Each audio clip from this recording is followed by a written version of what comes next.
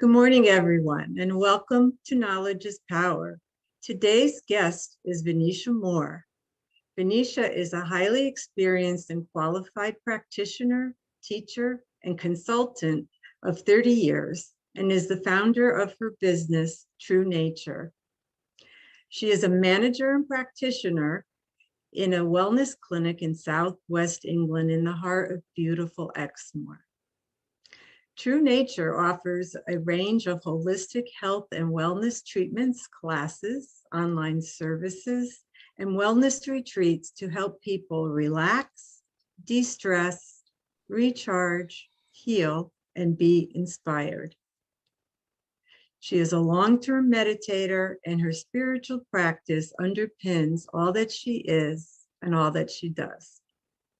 Venetia's mission is to raise awareness to holistic wellness, to support, empower, inspire, and help others to be their own wonderful selves.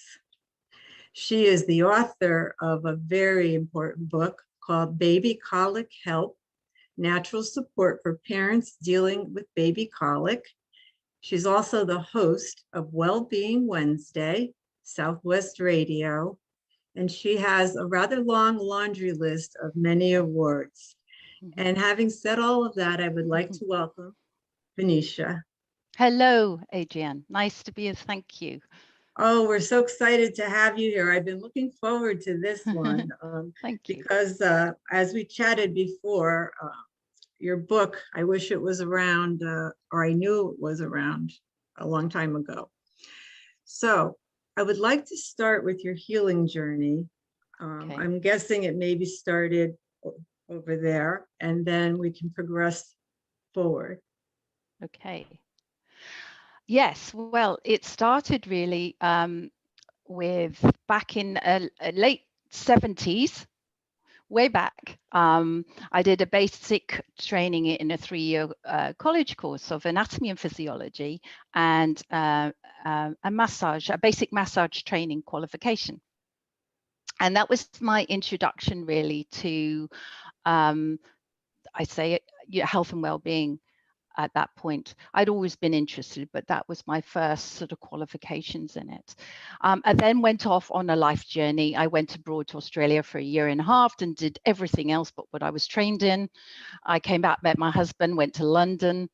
His sort of career was quite big then, so that sort of took over, did all sorts of different jobs. And then first child came along in 1986, Luke. And with him coming along, so did baby colic. Oh boy. Oh, yes.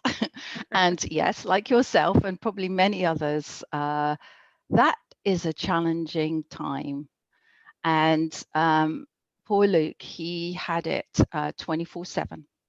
And so the poor chap was suffering. And they do, don't they, Adrienne? They Yes. really do suffer. There's a great Yes. deal of pain. I think I had told you my son ended up with surgery from a bilateral hernia. I mean, that's how that's severe serious. it can get. Yeah. That's serious. I mean, sometimes it's mild, isn't it? And it's just, happens in the evening and they just won't settle and they're not feeding well and maybe not want to go down to sleep or so on. But when it's full on, when it's 24/7, it's just they never seem to settle. They never seem to feed well.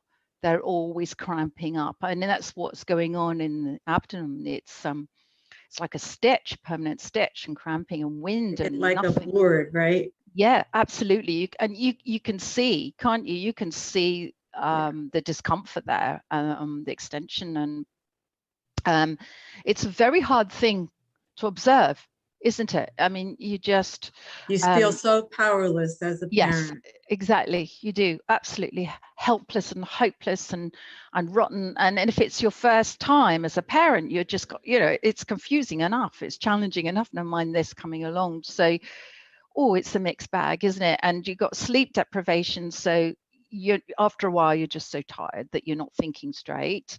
And you can get very low. Your mood, your morale, your well-being starts to drop. And people around you it's having that impact, isn't it? Much Yes. further afield as well, with partners or friends, you know, family and so on. And here too, some people don't have any support, do they? They don't have any close ones. So I think that just amplifies it, just makes it 10 times worse. So it is a challenge. So and around that time there wasn't any medical support. There was very little understanding. And I think today they don't really know the root cause of it. I think, as in my book, there's a number of reasons. There are a number of possible root causes. So yes, it was a time of just sort of trying to go with the flow and hoping it would just disappear, but it just carried on. And what happened for me was that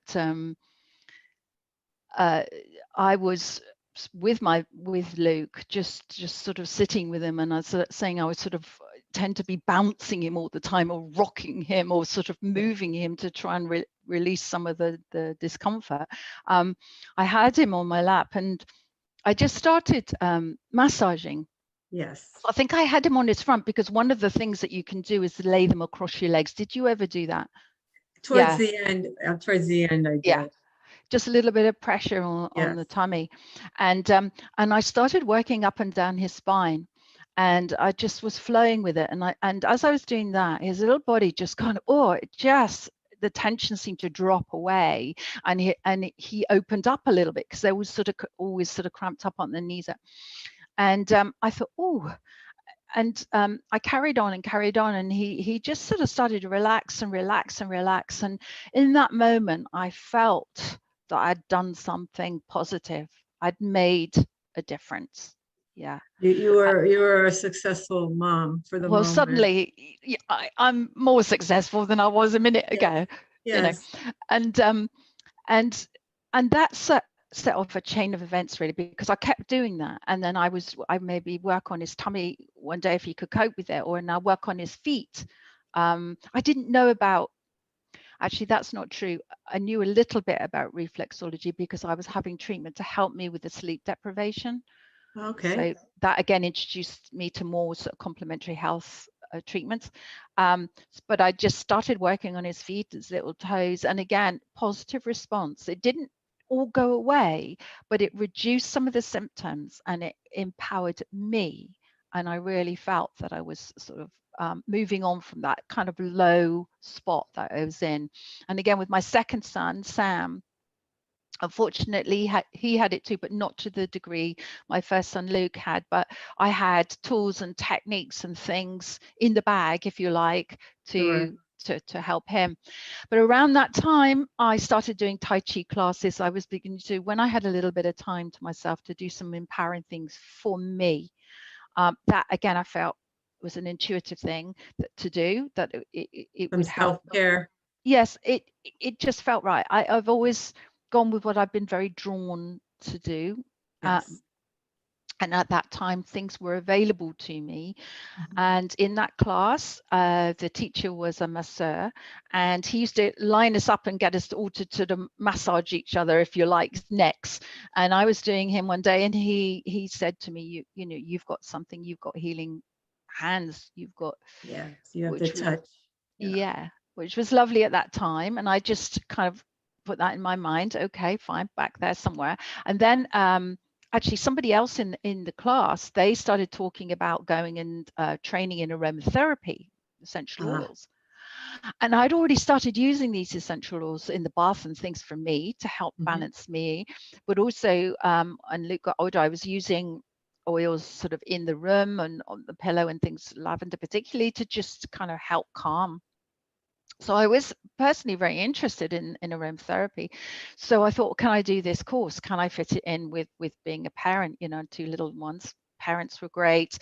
When my husband was around my ex-husband was around at that time, he helped too. And so yes, I did the course, and that set me off on this vocational journey of health and well-being. Really, I started a practice at that time in 1991. Yeah. And I was mobile to start with, and I was doing mostly massage, aromatherapy massage and things like that, which was unheard of really down here. You know, massage didn't have a very positive connotation, and Here as aromatherapy was, well at the yeah, time. yeah, I can imagine everywhere really was, and aromatherapy was that, you know, that's a bit weird. So You had a trend of being ahead of your time all at I once. yeah, yeah, yeah. I'm always sort of a little bit on the cutting edge, which is fine. Yeah. But in, you know, in some ways it's good when it's well known, because then, you know, you can do more of it. Anyway, so yes, from there I joined a complementary health. Well, I was at the start of a complementary health centre that was set up by doctors in Minehead, which was, yeah, What year very was that? 1995. Okay, so Yes, still avant-garde. absolutely. Yeah, very much so. But wow, that really helped, because the doctors were giving my kind of work and my colleagues, you know, work, an endorsement in a way, saying that, yeah, this is fine. Obviously, we all had qualifications, insurance, and we were checked out, but you know, it was giving us a little bit of a thumbs up. And then people just used to come in. They were in such need to talk about a bit more about their experiences, because obviously the doctors are very busy and you only have so much time with each patient, don't you, as a doctor? Sure. And I think I provided more space and time for people to share. And you know, I was still training. I haven't stopped training really, but in holistic therapy. Yes. So I was, whatever I was drawn to, so craniosacral therapy and lymphatic drainage and all sorts of other training, so I could get more of a holistic approach to people's health and well-being, and what could be behind, Right. you know, different conditions, different symptoms, different things. So I was there only, yes, I've there for many years. And in that time, it was quite an experience, I have to say. It was, you know, a very positive experience, but also setting up, while I was there, doing a lot of classes. So I trained in baby massage and baby yoga, and ran these classes to support parents going through parenthood, but also if anyone came in with a baby, you know, suffering with colic, I could say, right, okay, these are the techniques that are particularly useful, and could be supportive, and that was very important to me. I think after my experiences, I so wanted to give back. I wanted to give that information. I wanted to give them some hope. And I think that's, you know, the book that came out in 2014, that's what I wanted to do in the book, was to sort of provide support and knowledge, because that's empowerment, isn't it? Yeah. And hope and healing, and a holistic approach to this challenge, you know, That the you colic. gave so many tools in here. You mentioned the baby yoga, the craniosacral Mm, therapy, mm. and last but certainly not least, the chapter just for the dads. Oh yes. Important. What Important. inspired that? I Yeah, agree. It's yeah, brilliant. Yes. yeah. What inspired that? Because I think, you know, men have always, they all can feel very much on the peripherals, can't they? When a new baby comes along, um, they have a different experience. They do have a different perspective, and they have so much to give. You know, it's very important what they can give. However, I think they are on the peripherals, and I think there can be a lot of misunderstandings during the early stages with a newborn baby, but particularly when there's colic, because obviously, you know, parenting is very time consuming. You know, being a mum, it's very time consuming. But with colic, you don't get any time off. It's kind of, it's a full Around the clock. time. Exactly. And with that comes extreme tiredness, and obviously for some people, you know, they can feel very, very low. You know, even they may have the baby blues or postnatal depression, but if not, just dealing with a baby that's so, you know, so upset, Right. is tough, isn't it? It's tough.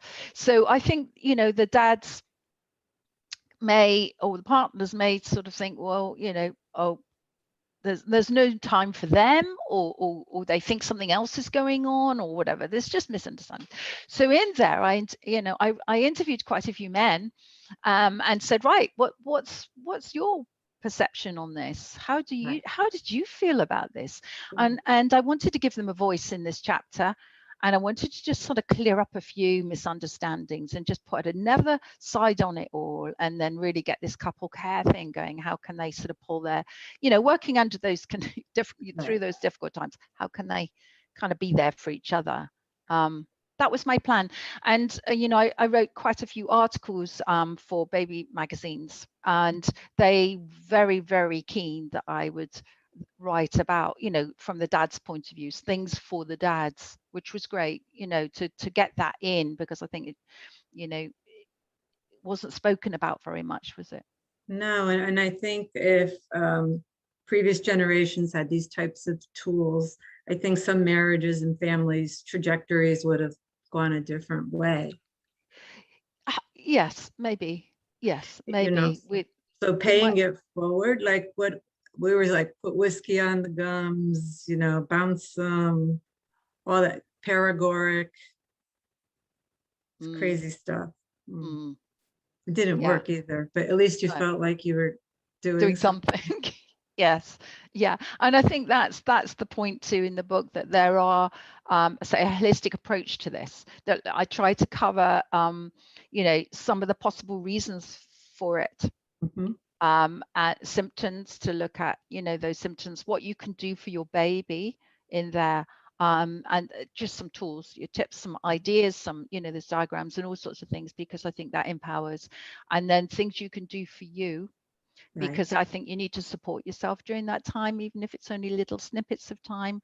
And different sections of the baby yoga and the cranial sacral therapy and dads, and then at the back there are visualizations and breathing healing techniques in there that you can try to really change the energy of your energy and the baby. You're so connected. If you can go into a different space, then your baby possibly could go into a different space. It's a bit of a chicken and egg situation, isn't it? They're tense and tight and upset, and then you can get tense and tight and upset, and then it makes it worse. And then the dad gets tense and tired, and maybe goes to the pub. It can just spiral off, can't it? Whereas these techniques at the end are really about using your energy, changing your energy, and exuding positive energy, healing energy. And there's 3 different techniques in there that you can use. It's really kind of working on another level, maybe on a metaphysical level, just really exploring this, because I think all of it could help, all of it on all levels. You could make a whole spiritual journey in the family. Wow. Yeah. Well, yeah, because we were saying earlier, weren't we, that after, I've got a bit on there about the colic hero, that you do come out, it does stop, it does end, and you come out like stronger. You can come out stronger, can't you? Absolutely. Yes, and you never look back. Then it's like you've got that, you've been there, you've got the t-shirt. I have got a t-shirt with it. And if you can just listen to someone and just say, yeah, I know exactly, that is going to help someone else, isn't it? Just saying, I empathize with you because I've been there. Right. And in the old days, families had the mother, the grandmother. There was a tribe around the new mom. Supportive network people. Yeah. Whereas that doesn't always happen these days. And so it's not as common. Yeah. No. And people go on the internet, which is great, and there's a lot of information. But I think what I try to do is pull a load of things together and deliver it in a way that's like you're sitting with me. You come and had a consultation, you come and had a treatment, you come and seen somebody who's got a personal and professional experience of this, and that the book is laid out. I've done it as simply as I can because I know how the brain doesn't work when you're tired and your hormones are not quite right. Yeah. So I've tried to bullet point the real crucial bits of information and say, keep it. There aren't photographs in there because obviously there are problems with photographs. You know, there are diagrams, but simple. Everything is Yeah, kept very simple and a lot of space for you. So it's kind of all there as a package. it's very well done. And Thank for you. the time pieces that a new mom would have, it's very easy to take a little bit Oh, good. here and Yeah, there. good. That was the idea. That was Well, the idea. it's brilliant. And as I said before, I'll be putting the information below the video. It's going to make a great present for some mom that really needs it, or dad, and or Yeah, dad. yeah, yeah. Great, wonderful. Yes.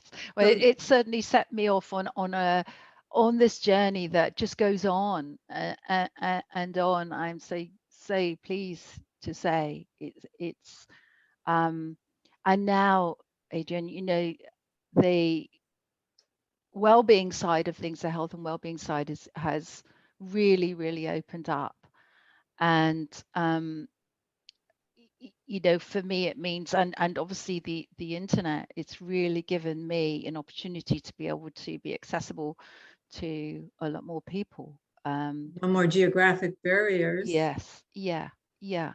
As well as I'm still sort of in the clinic as a practitioner managing, but still sort of practitioner in the clinic. But it means I can have periods of time where I can, you know, have these sessions with people on any aspect really of health and well-being, not just babies, but you know, a lot of Sure. adult work these days. Yeah, So now what does your practice look like, in the grown-up world now? in the grown-up world. Yeah, Yeah. how does it run? Yeah. And Yeah. what sorts of things do you do there? Okay, do you mean at the clinic Yes. or Yeah. You're, online? The yes. clinic. Yeah. Also, there's a range of holistic wellbeing treatments. So you've got all the massage, all the different massage treatments that do reflexology, cranial sacral therapy for not just the babies, but also for the adults as well. Sound therapy, I do. Trying to think what else I do in there. I think I teach the meditation practice and the holistic energy care. In the clinics. All those things happen in the clinic, but that can also happen online, which is Sure. a real passion. It's a real passion for me to teach a meditation practice. So that's something I'm developing with the yoga nidra sessions, which are the relaxation sessions. So for me, there's a difference between a guided relaxation that's sometimes is called meditation and somebody learning a meditation practice Okay. that they take away and they do on their own, Mhm. because that helps people to go into a deeper space of relaxation and peace, but also into connecting to their real true selves And is where that there's what yoga empowerment. nidra is? Now, yoga nidra is guided because I'm guiding. It's an ancient practice. It's Okay. transformative yoga nidra, and it's a session where I talk people through into a deep relaxation. So that's very valuable because that helps us on a physical, mental, and emotional and spiritual level. It helps to bring balance and awareness. It's a bit like hypnosis, but it's not. It's just delivered in such a way that can really help you go through our layers, through depth. Yes. Um, that is, I say, guided, and I do quite a lot of that now, and it's very beautiful. It's a lovely, simple, profound practice. Um, but the meditation practice teaching that I do is from an ancient teaching practice, and I'm taught to teach it, so I'm taught in all these areas. I'm registered teacher and so on. Okay, it's quite important to me because I Sure. want to be working with integrity, and I have support behind Mhm. me as well, and I'm obviously there to support people that are following the practice. So the meditation teaching practice is taught as a whole practice, and that person takes the format away with them and they sit in their quiet space and without any external stimuli at all. It's very important to be able to go into depth, real depth within, and find that well that we have of love and healing and knowledge, yeah, and energy, really positive energy and inner resilience, is to go in deeply for that. So this practice enables you. It's like a vehicle to Mhm. help you to go in. That's all it is. It's facilitating. It's helping you to go in.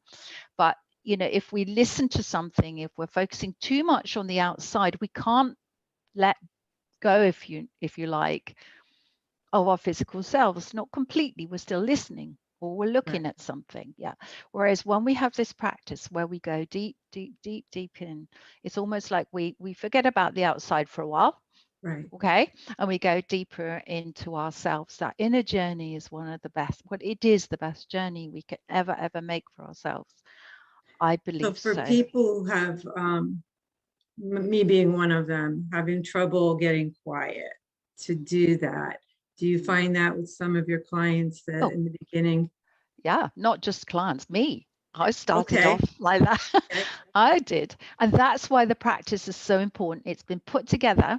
So the format that I teach online, everywhere, has been designed to help you to start to still the mind and the body, to then go into your meditation. This is the foundation level, is Mhm, a really, really practical way to do this. It's set, you follow it each time. So it helps you to go into the meditation. It also helps you to come out. And in there, you've got holistic energy care tools to enable you to do that, and also to mhm. use in your life as well. So it's a very informative time. It's not, it is a practice for you to learn to meditate Mhm. with, but it also can help you, I say, in everyday life. But it is set to help that mind, I think people think that you have to completely clear your mind.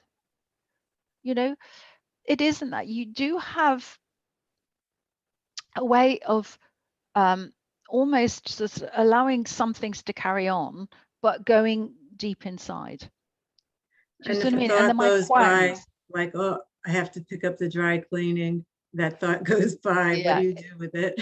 Well, you've got this anchor. You have in the teaching, you've got something you come back to. So your mind Sure. goes off, you come back to it. Your mind goes off, come back. And eventually, this is about getting in charge of yourselves. Mhm. Your mind is like a computer, isn't it? It just won't switch off sometimes. You want to Right. get it to sleep a little bit, don't you? Yes. If not Kind of switch like off. the baby. We keep coming Yeah, back. yeah, exactly. So what you do is, the more you do it, the more your mind goes, oh, okay. You may have lots on, and you just stick with your practice. You just stick with it. You stick with it, and slowly, slowly, you go into a deeper space. Slowly you do. If something comes, okay, we just let it go. But you do have your teaching. That's why it's important to have a good practice taught to you, because it, Yes. it, it will help you through. It'll help you through. And you just keep coming back to it and coming back to it and coming back to it and come back to it. So you And teach it individually and in groups? I do, yes, I do. I can teach it in groups. Yeah, you Hmm. have a teaching session. It's not like you come in and have a meditation session with me. Yes. You come in and you learn it, and then you go away and we can do refreshers and talk about it. But it's because you don't want an external stimuli. You take it away and you do it in the privacy of your home, in your quiet space. So yes, it can be one-to-one, or it can be in groups. It's I absolutely know fine. one Yeah. thing, even mainstream medicine recently is surprisingly agreeing on meditation, because they don't normally agree on a lot of things that No. we do, Yeah. um, and to find one to do. And in fact, the work of Joe Dispenza, you probably know his work, and he's touting all of these spontaneous healings from people who really were able to get the hang of this. Yeah. Have you had any of those kinds of experiences with your clients? Um, I guess I've observed, like I have with myself, just how life-changing it becomes. It's like you're connecting to much more than yourselves. So, lots of things, healings can happen. Insights, awareness goes up. Your awareness and your of beautiful things around you. I remember very clearly, vividly, that looking at a plant, once I'd meditated, I looked at a plant and it came alive. Just the colors and the depth of it and the beauty of it. It's like you see with different eyes. And I Yeah, think you, a lot of people are hungry for this. They don't know yeah, exactly that's what they're looking for, but they're yeah, hungry. yeah. I agree. Mhm. Yeah, I agree. Absolutely. I wouldn't be without my practice, my daily practice. And it's given me so much strength through. I did try when the children were very young. I had a little bit of some teaching back then, not the one I've got now, which really, really works well, but it introduced me to it. And I did manage to do a bit with them. I don't know how I managed to do it really, because I thought, how can I? I think there were 6 months and a year and a half, and I thought, oh, this is impossible. I did it for a week. I managed to get a week. You're It, hardcore. I was determined to do something for myself, Good. but it did introduce me to something rather beautiful. But I discovered this meditation that I do now back in 2005 in a retreat and a spiritual college and so on, and it absolutely works beautifully. And I say I just would not be without it. I've gone through lots of different challenges, not just the baby colic challenge, and it just brings you back. It's like it's a lifeline. It's back to oneness, back to our universal energy, back to the source of us, and it doesn't rely on anything external. It's just the most incredible thing to learn to do.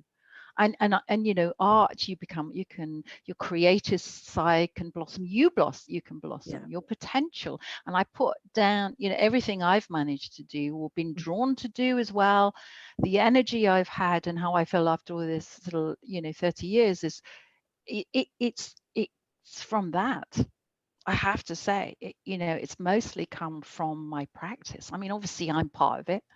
Sure. Sure. Me and what I do, and my sort of nature. But Comes no, I've been, together. yeah, but I've been fed. I've been nurtured and nourished and fed, regardless of who does what to me, or whatever silly things I do, or what I mean, or Life. challenges I find. You don't stop growing. You don't Right. stop, developing as a person, and it gives me that resilience. So I can't speak enough about it, really. Sure. I Your cannot. sons, Luke and Sam, are they Yeah. meditators?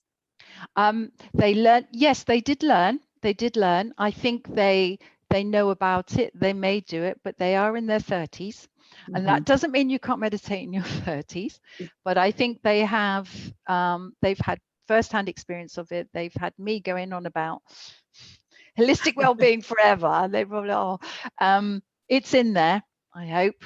Yes, I think all of our children are unwilling or willing students. They're Yeah, there.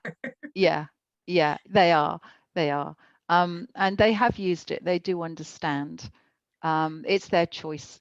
Everybody's on a different journey, But they aren't have they? they're equipped with the tools should they choose to use it. Yes, they have that. They have the knowledge about it, and they have the choice and the free will to do what they want with Right. it. That's what it's about, isn't it? And but they still hear me going on about it, so they have to. That's why we're here. We have to tell the message. Yeah. Yes, So that's tell right. me about your retreats. Yes. Well, this has given me an opportunity to stick everything in there that I've learned. So these retreats happen in a beautiful place, not far from here, the heart of Exmoor National Park, Wimblewall Lake. There's a lovely retreat space down the end of the lake, away from all the sort of lake activities, surrounded by unspoilt countryside. It's absolutely beautiful and peaceful, and just adds so much to the retreats. The retreats are days. I do days and weekends. Mhm. And they're just full of different well-being activities, really. Space to relax and unwind, as well as just, following different exercise classes, or we do singing bowl, bath, cleansing, healing Yeah. classes, dance, the teachings. I do the Sure. meditation teachings in there and the holistic energy care. So it's about them, anyone coming and having a bit of time out, but also going away with some tools, from some Sure. ideas to put back in their lives. Are you able to do the retreats now with Hoping lockdown? to. Okay. Hoping to. Fingers crossed. They're allowed to open the end of May, I believe. Obviously, there's got to be, certain regulations have to be in place, and spacing and sanitation, and I probably won't be able to do the massage. I used to get Sure. people massaging each other, their feet or something, or their hands. So some things I might not be able to do, but with space, and we can go outside as well by the lake. I'm sure I can do. Do you post those online somewhere? How do you? Yeah. So if people want to know about them that are listening today. Yeah, it's my website, which do you want me to say what it If you is, or do say you it, and want then to? I'll put it as well. Okay, so it's www.true-nature.co.uk. And there's Facebook and Instagram and all I'm sort of all over the place. LinkedIn, aren't I, as well now? So yes. Because I think people also, because of last year, there was not a lot of people coming together. And so I think I'm a little interested. Yeah. Oh, it sounds right. lovely. Okay. Yeah. It's a long way for you to come. But you're welcome. I haven't come for a while. I haven't gone anywhere for a while. I love to travel, and my wings have been clipped for some time now. Yes. Won't be long, hopefully. Hopefully not. Yeah. And something else. So Wellbeing Wednesday. I didn't know about this. Can you tell us about this in Southwest Radio? Yeah, it's actually not running at the moment. Obviously, last year it all went a bit pear-shaped, that too. Yes, I mean, it was an idea that I got inspired to do, which was to go on the radio and to talk about a topic, so well-being topic. It could be about sleep, or it could be about muscle tension, anything to do with holistic well-being. And I'd have time of just talking about that a topic, and what you could do to help yourself. And then the latter part, I would do a relaxation. So at that time I hadn't trained in yoga nidra, so I was literally just doing different techniques to relax. And the idea was that people could just take that time out wherever they were. They could just have a little listen to the topic, and then go through the breathing and the relaxation. There was a bit of music as well, and it was just a nice sort of small session that I was allowed to do. I put it forward to somebody who was running the radio at the time, and I just said, look, here's an idea. They went, great, next week. Oh goodness, okay, we're off. and it did quite a few weeks. It's great to have all these outlets to get the message out. Yes. I don't know about where you are, but it seems here, since the pandemic, people who would not normally be open-minded to some of these things we're talking about, or at least listening, they're just seeing what's out there. So it's been a profound time, hasn't it? And we've all had different experiences and different learnings and all sorts of things, but I do think an awful lot of positive is going to come out of it too. Through adversity, there are gifts, aren't there? Always. And we've talked about them, haven't we? And I really do think it's, people have been shaken up.